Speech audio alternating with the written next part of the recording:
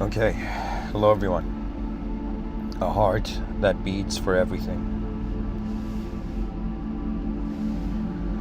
I wanted to speak about the experience of existence and how we find ourselves present in it. The presence of existence is also where we find our personality. Our personality is the individualized personal relationship with reality. Our presence is our impersonal relationship. So what this means is that you do not just exist, your existence is also containing itself experientially. Now you most likely listening to me right now are not an object listening to me.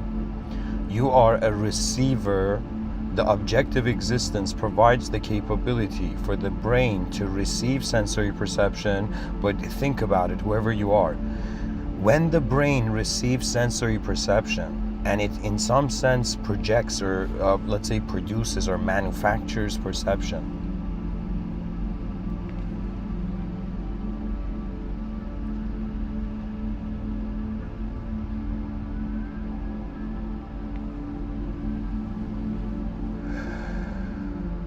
how can the sight be accessed purely without any interruption or filtration of the brain? What I'm saying is, we're not just seeing the world, we are, how our brain is happening is being the world. Therefore, we're not just seeing it, we are being it.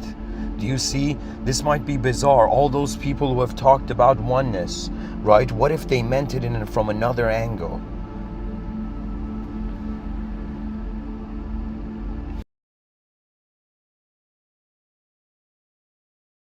You know, I realize that the scale of time to the context of your life you project for yourself really makes your emotions arise. You know, to me, a very unique problem arose, okay? And it was pretty much this, where I was like, wait a minute, are all my emotions based on real events? I think this is an incredible question. Everybody wants to feel something, right? But are your emotions from the present?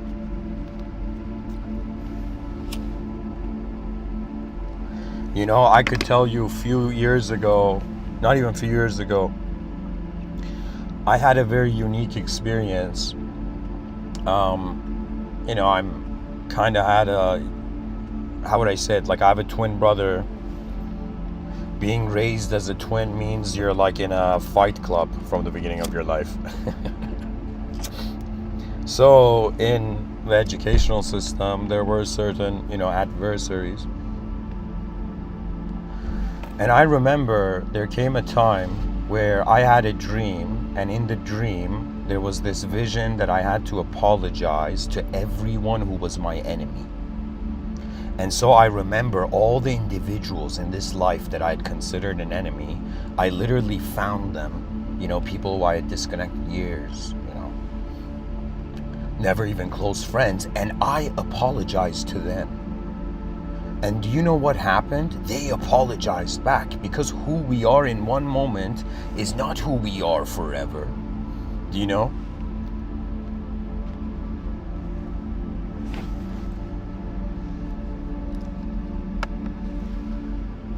Anyways, the brain is happening. Keep that in mind. It's not just sight, it's sight plus brain equals everything we're accessing. Do you know, it's not just like you're a noun and you're in a noun and you can move around in this noun and find other nouns, right? It's actually, the noun is simultaneously being a verb, but it's being a verb in the context. What that means is the conceptual position of life is visible is a noun. The contextual position is a verb. What that means is the unknown is not human, it's a rhythm. And people are going to be like, Mr. Within, what do you mean? Like, it's like, what are we expecting beyond the sensory perception? Are we expecting, like, you know, divine logos? Are we expecting aliens? Are we expecting angels? Are we expecting other, like, future humanity? And what are we, like, what is it? You see, it's all up to you. Okay, imagine a soccer player going to a soccer pitch, okay, like a professional soccer player, football player. So this guy has to choose his shoes himself. He has to choose his style. He has to choose his role and responsibility consciously. And you know, this is the reason why football teams have coaches. Why? Because the coach is there in case if the athlete does not see the bigger picture, the coach is being responsible for the bigger picture of all the athletes. The same thing that you see in like football coaches and like football teams, the same thing it was back in the day with like enlightened gurus and their disciples and everything. But it was a different game.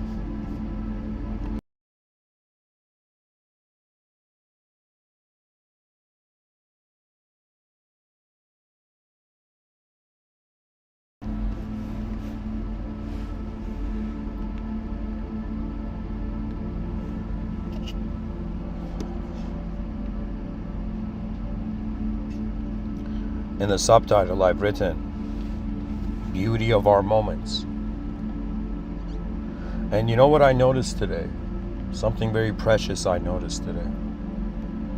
I noticed that the moments in my life where I've laughed spontaneously the most, where I've had like the happiest, purest energy,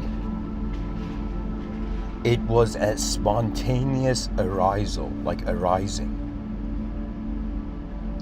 Like you see, if I wanted to just judge myself by a physical being, right, I shouldn't have a subjective component. You see, if we're truly objects, we should not be aware that we're objects. But because we are, that's rendering us something else. Do you understand? Like this is this tragedy of modern times, right?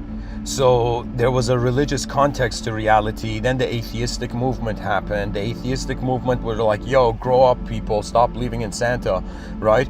But at the same time, right, the secular scientific community was like, wait a minute though, if we're calling their god Santa, right, what do we call our own theoretical physics? Do you understand? So theory, everything is theory until it accesses the experience of existence.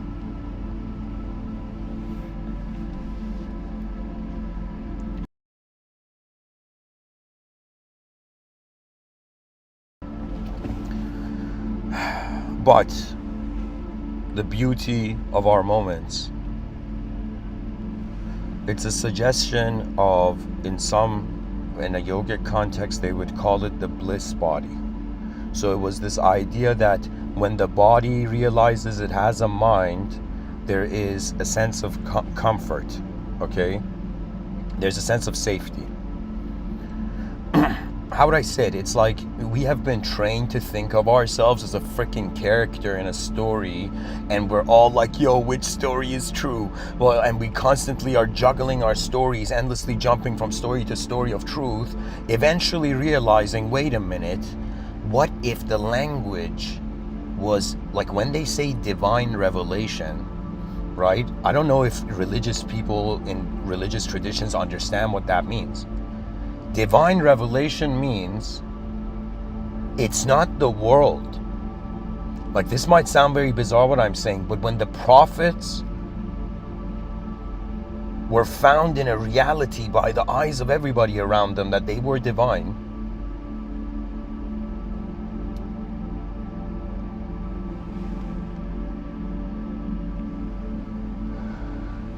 this is Mr. Within's personal view. Okay, I don't have kids, but if I had kids, I'd explain it to them like this, okay? I'd be like, all right, back in the day, there was a traditional trio of body, mind, soul, right? People were chill with that, right? They were like, okay, we have a word for the physical. Okay, we have a word for the invisible. And okay, we have the word for the inconceivable. The inconceivable means that which could be invisible or could be even beyond our visibility, visible. That means it's like we don't know if God looks in the mirror, he sees a face or not, but we know that when we look at God, we don't see a face. Because that's the brilliance of religion. Strip away, like every ideological system, at its core is a series of events that are changing the world. When you look at the geometry of these events, you will begin to see that every ideological system is a geometrical structure. Okay? Like when Plato spoke about the world of forms, you don't understand how ahead of his time he was. Plato was talking as if he was just chilling in the year 3056 poetically. Do you know?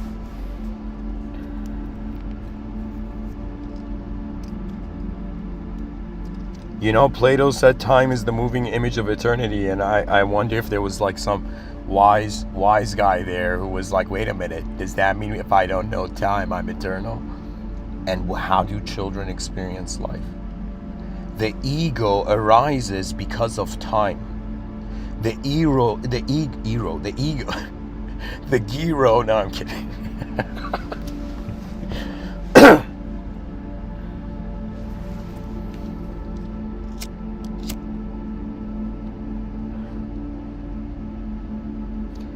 Okay, if somebody was selling gyros, like the meat, the Greek meat, and somebody was like, yo, that salesman doesn't have an ego, he has a gyros.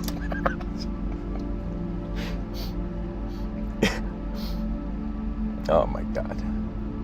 Anyways, guys, you know, the innocence of this mountain lion's face is like, you know, urging me to continue. Listen, this is what it is, okay? I'm gonna use myself, okay? I mean, this is the only thing I can do. I guess this is why I exist, you know? They're like, why did this guy exist? Oh yeah, to talk about himself. Okay, anyways, jokes aside, I'm being silly. All right, let me concentrate here.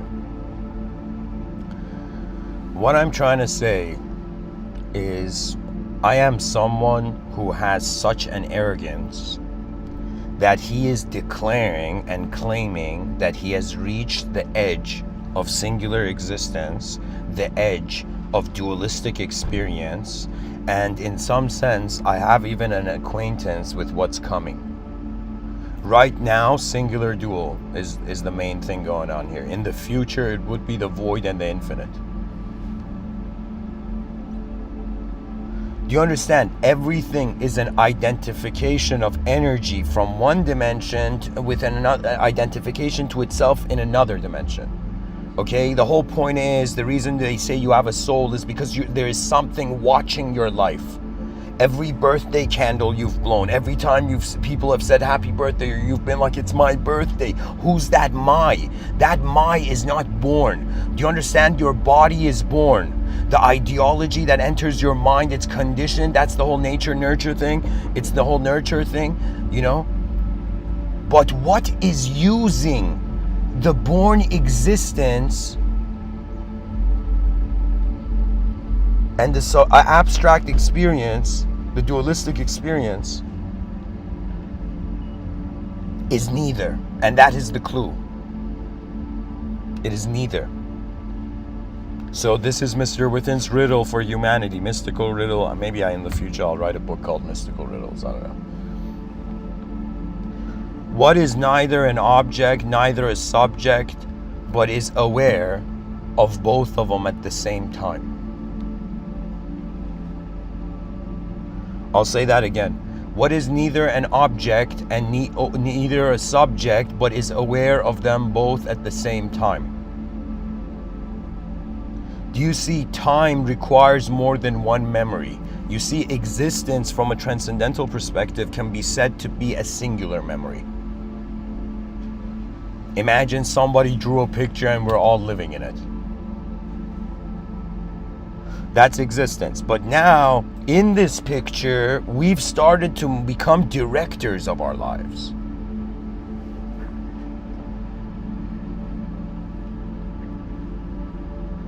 You know, guys, I'll tell you this.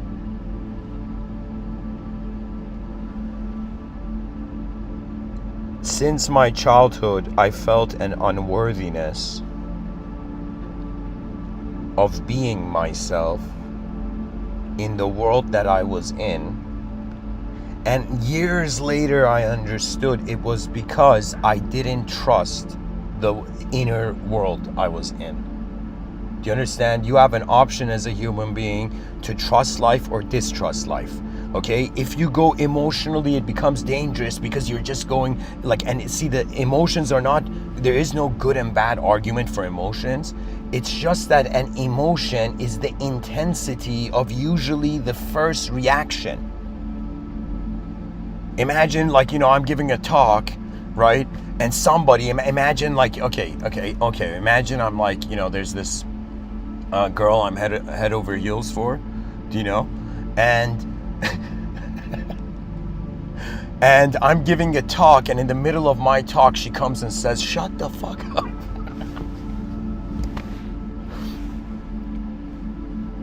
Now, in that instance, I could just be like, yo, how dare you interrupt me? Don't you understand? Aren't you a human being? Da da da da da. I could blame what happens to me to the other. But where's the fun in that? Where is the fun in blaming others? Do you see? Where's the fun in life?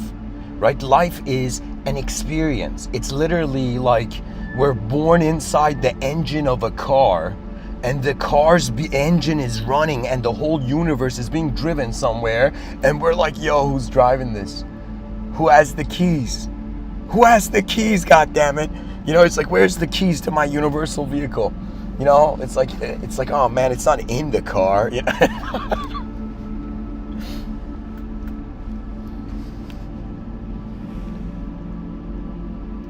You know what it is? The human being is not even its own memories.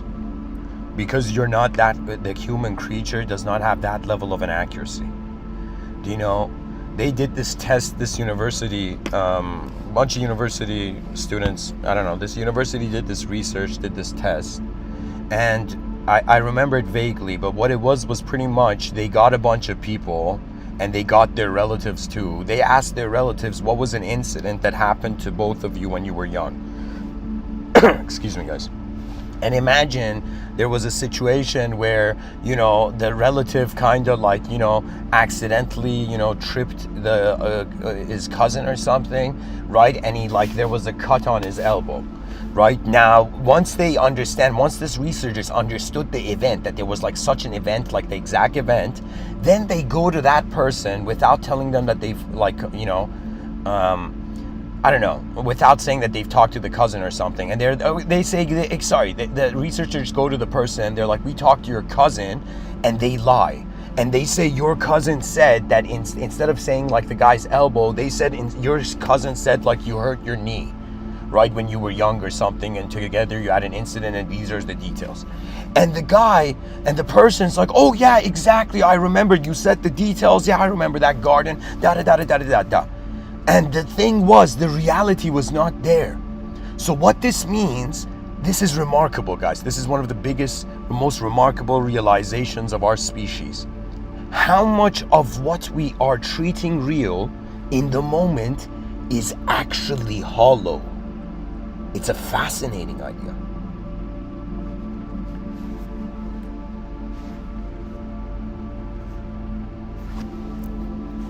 Am I the only one fascinated by this? I don't know.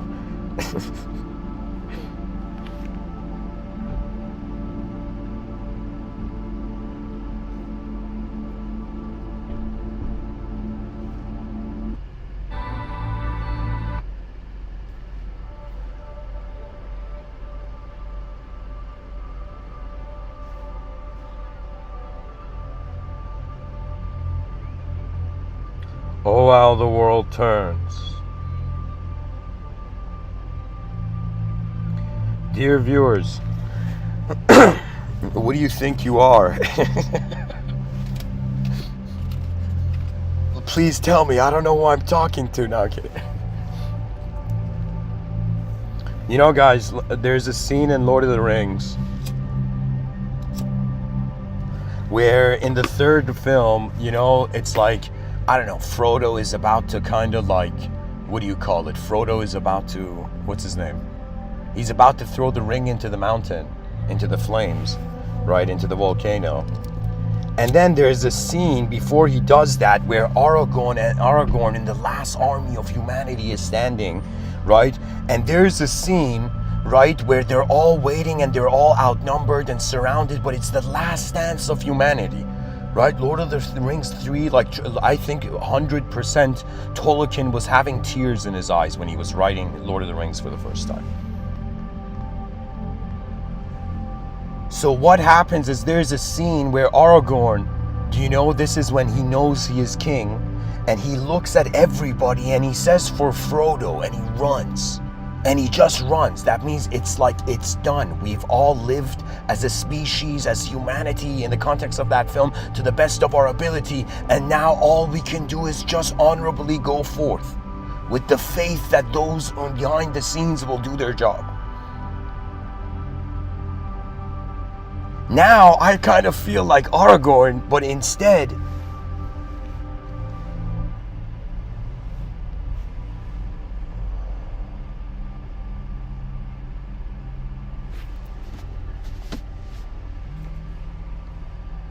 I'm kind of like screw Frodo for the advanced civilization.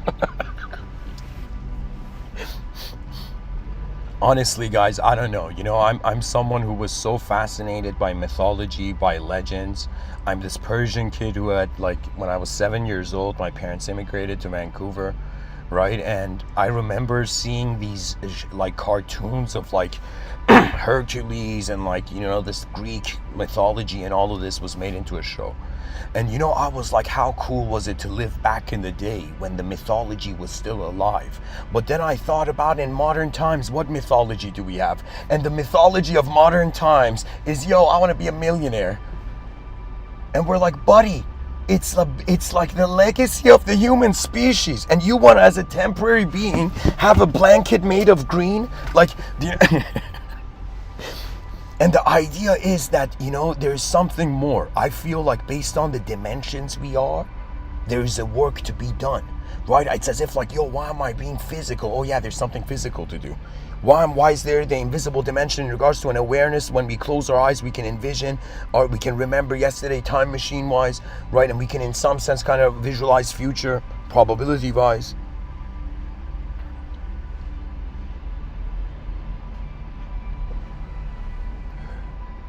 And I don't know what's happening, guys. You know, today something very unique happened, right?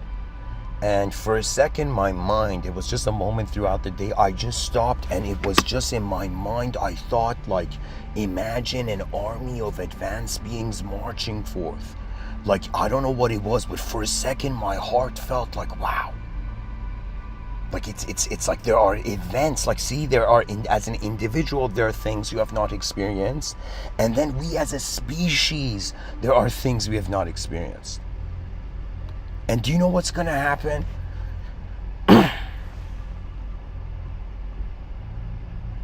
People are going to realize what I'm pointing to.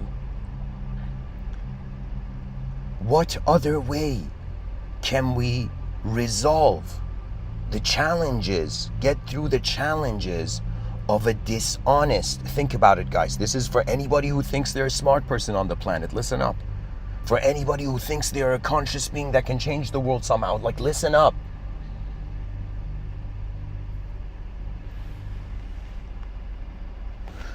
There's an individual archetype, there's a collective archetype.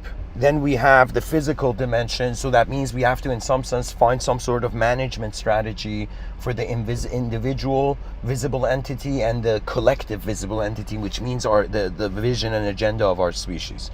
In the future, I will talk about the idea of an agenda, and I will speak about the idea of culture, and how within both those words there is the idea of age and cult. Right? And there's something very important to recognize, that really the concept of, like, all those people, how would I say it? Like, there's a term called exoteric, which means the surface of reality, the surface of truth, let's say. And then there is the idea of esoteric knowledge, the essence of knowledge, right? So really what it is you're observing reality. There's reality is being observed, and there's the observed, and then there's the observer. This is basic, like, everybody, you know, can just, like, Like even this mountain lion, if it could speak, it'd be like, yeah, it's pretty basic, you know.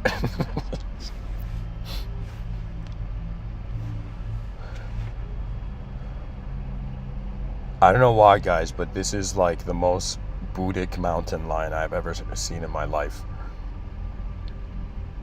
This mountain lion feels like,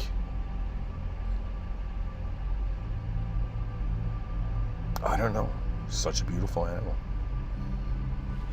Anyways, by the way, dear viewers, feel free to ask questions.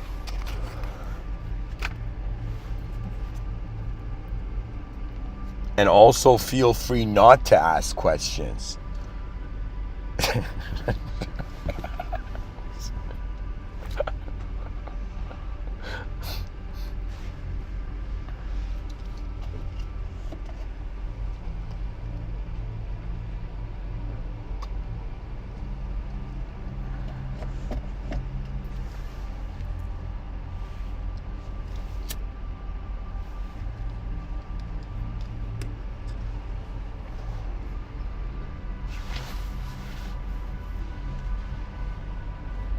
What is consciousness but an ability to engage a world?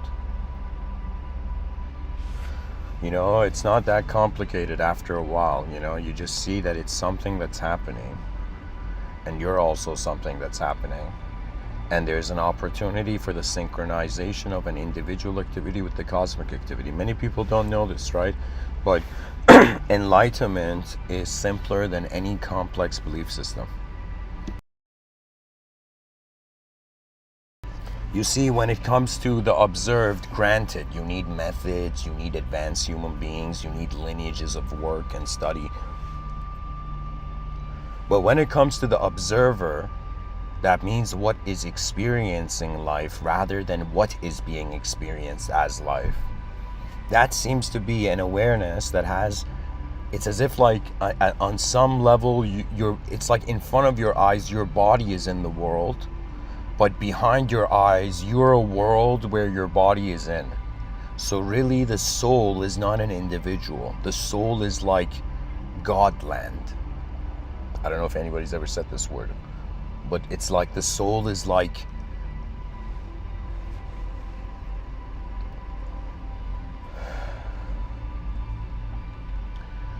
here, I'll say the sentence. Does reincarnation mean that nobody has ever died? Do you understand? Like, religion is so bizarre because the idea of religion, right, is the concept of the judgment and the afterlife. Why is this idea so fascinating? Because there is no death. Do you see? There is no death. Like, how bizarre is that? We're all living our lives trying to survive. Everything is, it's like death is giving our value system. But imagine what the idea of the afterlife is either lights off or the lights could never be off. I'm more in the latter, the lights could never be off. You see, because it's a body, right? Because what can you do? You identify, it's as if like right now, well, the body, imagine, is a car. Okay, and imagine the soul is like a driver. Just poetically, playfully.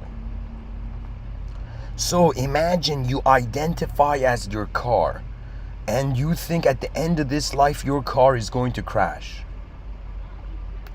This might be bizarre, but I thought, like, I've had dreams of death. I've had realizations about death. I've understood that it's something that does not make sense to fear because it's where everything seems to be going. Death is like an unknown door. And we don't know what kind of a door it is. For example, the Buddhists believe death is a revolving door. That means you end up reincarnating unless you're conscious in the right moment. If somebody says, Mr. Within, so when you say a heart that beats for everything, what is your strategy as an entity? As you as a being, what is your strategy? Wait, that's true.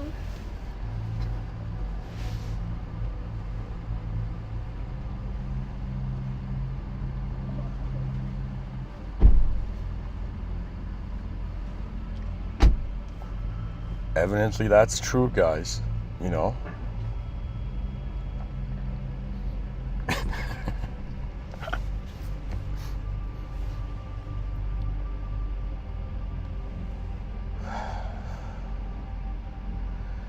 Where was I going with this, man?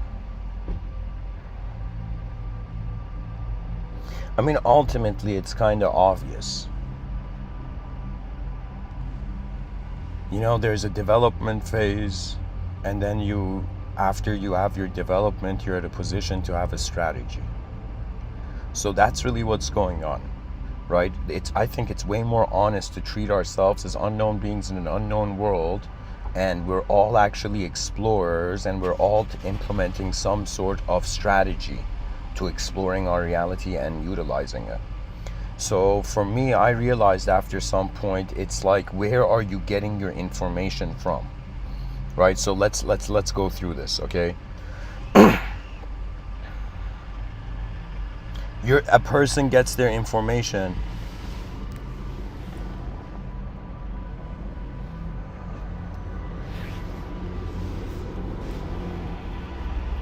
Hold on, guys. Just hold on a second.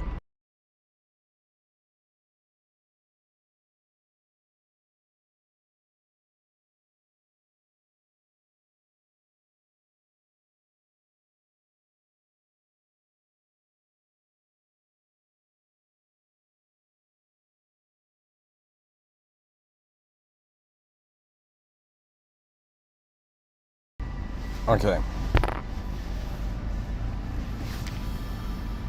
So just a second, I gotta reconnect the Wi-Fi. The phone's Wi-Fi. Hold on, guys. This mountain lion is like, yo, man, you a professional podcaster? What is this? Do you know, guys, I've realized something. When you give people something,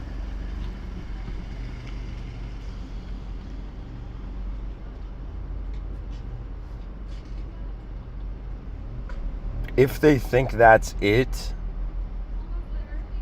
they stop their search. You know? And that's one thing that always angered me about enlightened gurus, right?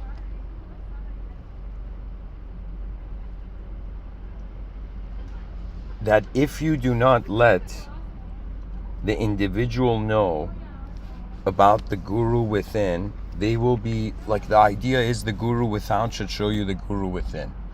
Because if you don't understand the guru within, then you haven't even understood why the concept of the guru exists.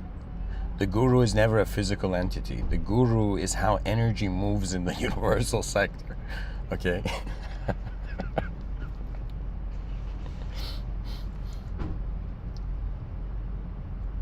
It's like, you know, somebody wanted to be enlightened, but they're like, wait a minute, I'm made of energy. How can energy get enlightened? How can something that cannot get created or destroyed, but changes from form to form, get enlightened easily by accepting itself?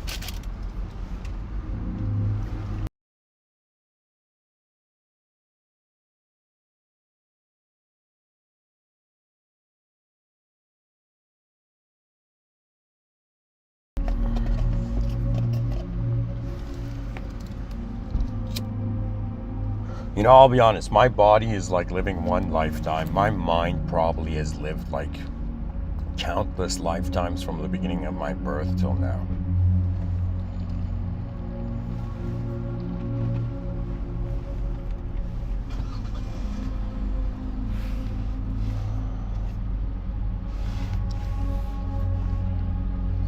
If somebody was like, Mr. Within, what is your strategy as a soul in this world? It was kind of like a physical strategy at first, just a physical one. But it felt like there was something incomplete, even though there were attainments and victories in physical reality. Then I realized that, okay, my relationship with the non-physical dimension of life is actually my relationship with the purpose of my energy. Okay? So it's not just like the purpose of life. Life is energy, right? So it's like when we wonder about the purpose of life, we're wondering about how do we direct the energy that we're being while we're being it. right? You know, sometimes let's say you think about the human idea and you get emotional, right? So I take it either to a geometrical level, or I'm like, yo, man, all the people I'm calling my friends and enemies, they're just energy. Everybody's energy. La la la la.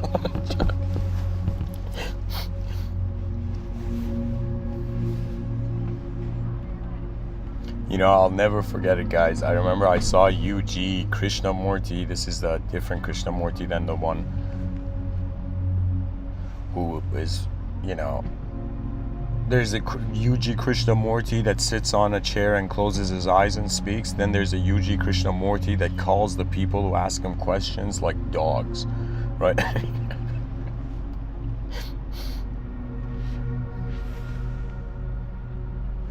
And there was this guy asking UG Krishnamurti this question, and UG Krishnamurti said something so rude. And he's like, you're like a dog barking. You don't get it. You don't get it that you've all been, like, his view is, like, he pretty much became conscious that the suffering of reality is actually the linguistic simulation. You see, there are deep observers of it. I'm not the only one. Like, there's many. I'm kind of like this, you know, that turtle, this turtle that recently brought its head out of its shell, and it's like, okay, let's do something.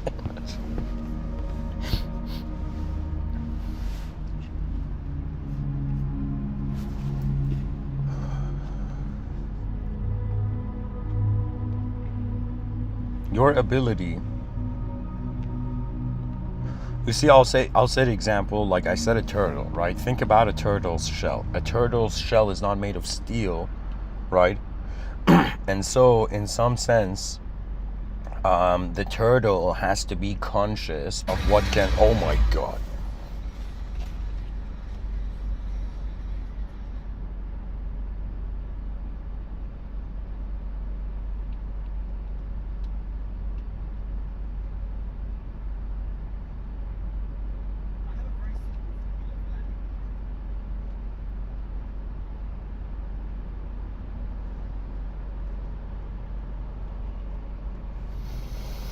Oh man.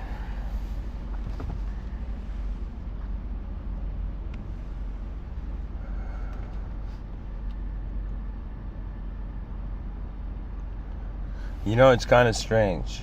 It's like the observer doesn't die, just like energy can't be created or destroyed, but the observed changes from form to form. So I guess mysticism is kind of like being like, okay, not just what is the world, but where is the world happening? How is it happening?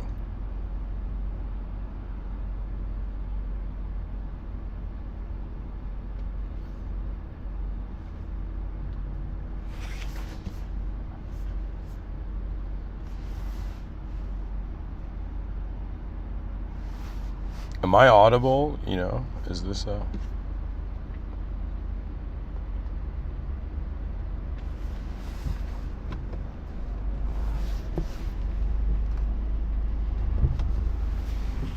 Okay.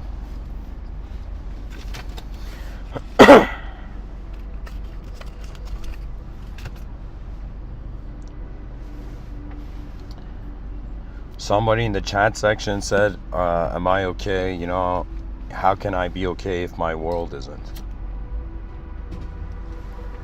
How can I be advanced if my world isn't advanced? How can I be free if my world isn't free?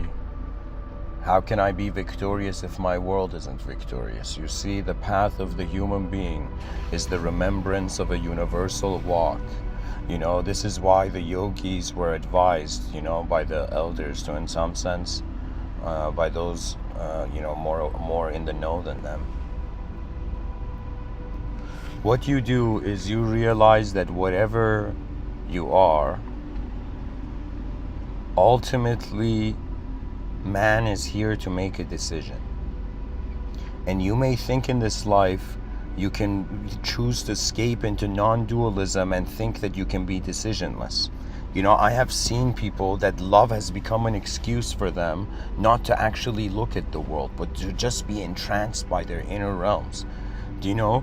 Like, there has been moments in my life, sure, I understand, a bliss finds you, and like, tears arise as if there's an event happening behind your eyes faster than you can think.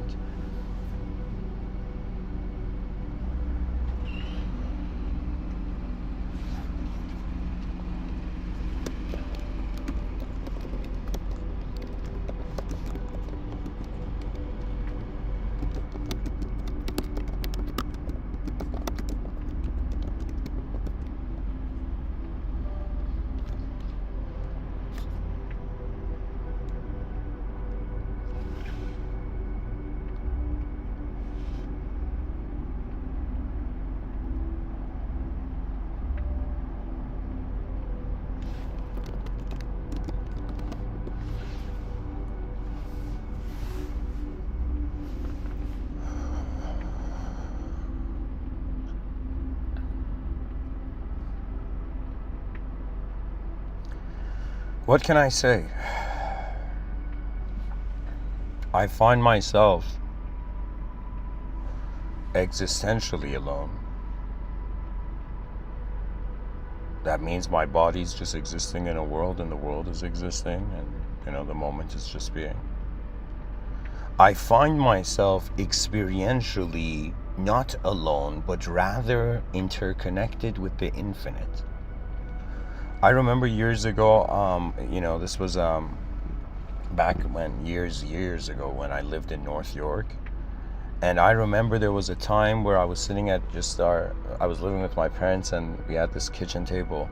And I was sitting at the kitchen table, and for a second in my inner realms, I saw as if these glowing branches, like from my mind, extend out into the cosmos. And it was the first time my mind was putting the upside down roots of a tree, like connected from my brain, as if I felt like my consciousness was rooted in the totality of existence. The thing I was telling you about the essence and the esoteric, you see, there are human beings that need to occupy their moment.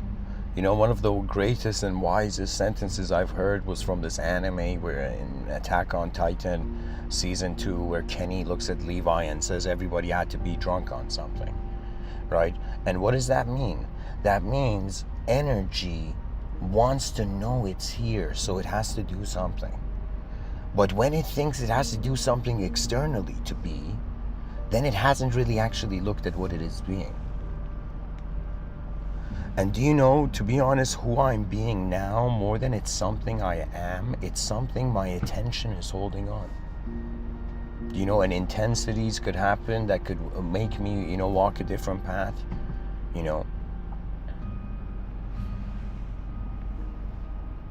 I was like, I've planted enough seeds in the, podcasting genre, and now I'm going to move to the writing and science fiction genre.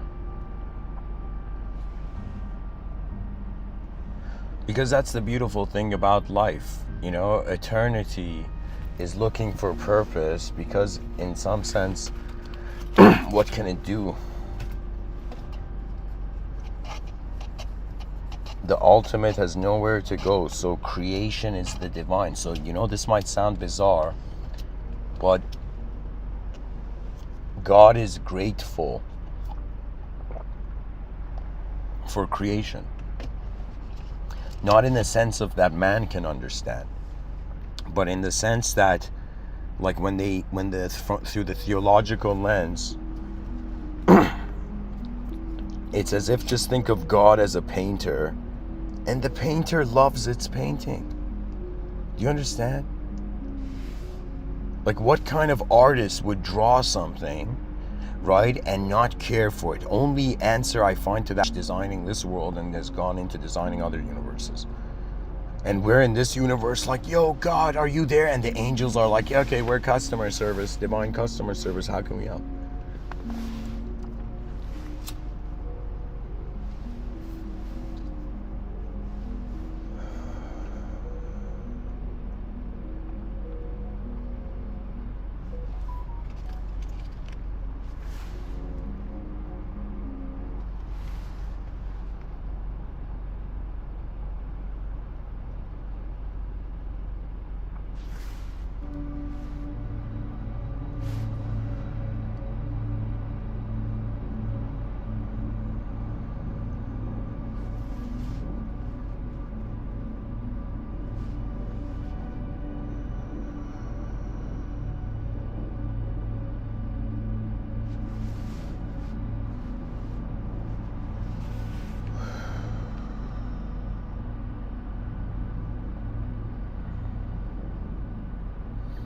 You know, guys, I'm gonna ask the viewers to send me like good ambient music. Do it, guys. Serve the advanced civilization. Send me good background music.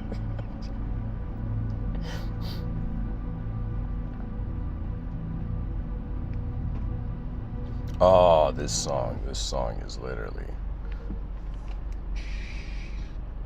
how I feel, you know, every time I realize, you know,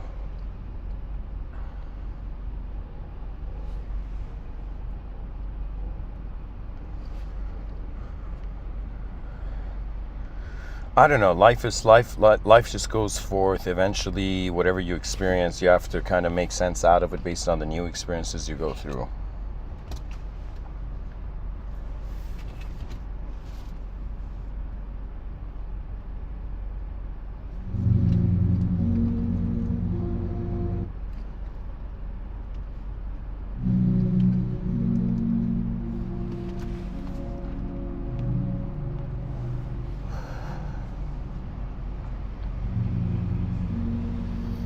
You know, guys, this talk is, I've reached that point where I feel like I've shared what what was required. Honestly, what it is the heart that beats for everything is when you realize that you can live a collective life, right? When you look at like lesser species, they're living like an instinctual, semi-conscious kind of collective life, like a herd of buffalo and all of this, right? Like when you think about like, okay, what can a group of dolphins do? You're like, okay, they can like do acrobatics and shit. Like you think about like what can a group of penguins do? What can a group of like lions do? What can a group of, you know, different things do, right? But when you look at the human species, what can a group of our species do is to create something that surpasses all of the species' like consciousness combined. Do you understand? We're kind of like the chosen ones. Why? Because we're way conscious than the other ones, other species here. We're literally like Neo in the Matrix. We're like, okay, we see the code, what now? You know? And so as it rains,